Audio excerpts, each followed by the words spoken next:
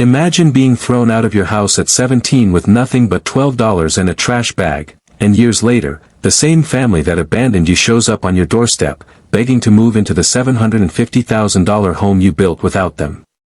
That's my story. And this is how I learned that sometimes, the only way to win is to finally stop playing their game. My dad once told me, calmly, like he was handing me life advice, "You're not built for success." He didn't even look up from his newspaper. My brother, Nathan, was the heir. I was the spare.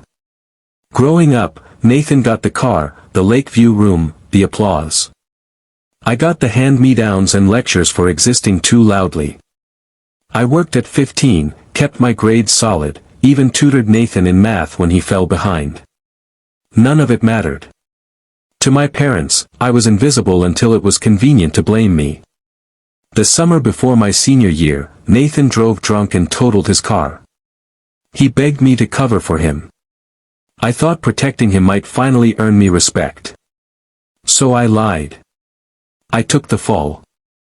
My reward? My father pointing to the door, saying, "Pack your things. You've embarrassed this family enough."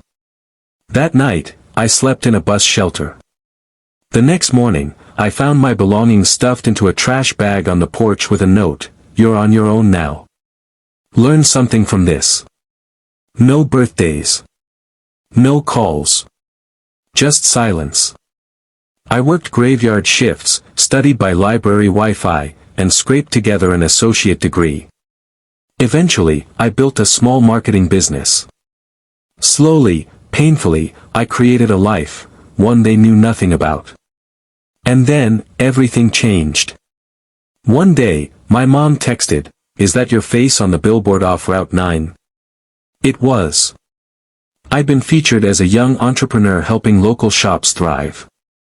For me, it was proof that I wasn't a spare.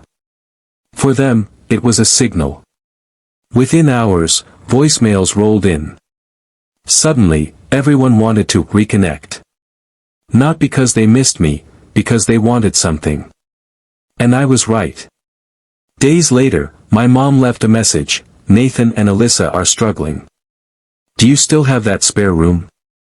I nearly laughed. The spare room didn't exist. I owned the entire house. In cash. Soon after, I came home to find my mom on my porch, clutching Tupperware like a peace offering. She smiled like nothing had happened.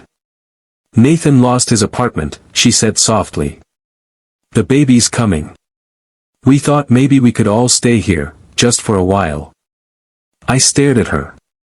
"You kicked me out with a trash bag and a note," I said. "And now you want my home for the son you threw me away for?" She blinked, stammered about doing what they thought was right. And then, this part still stings, she tried to spin it as a compliment. "You've done well for yourself. Maybe it wasn't such a bad thing after all." I didn't scream. I didn't rage. I just said, "You're not coming inside. Tell Dad, tell Nathan, tell everyone, this house doesn't have a spare room." Her mouth opened, probably ready to guilt-trip me. But I was already turning the knob. And that's when she said it, "You're being selfish." I turned back, smiled, and said, "No. I'm just done being useful to people who only remember I exist when they need something." Then I closed the door. That night, guilt tried to creep in, the same guilt they'd trained me to carry. But I remembered the lies, the bruises, the silence, the trash bag. I remembered who I became without them. And for the first time, I felt free. Because I am not a spare.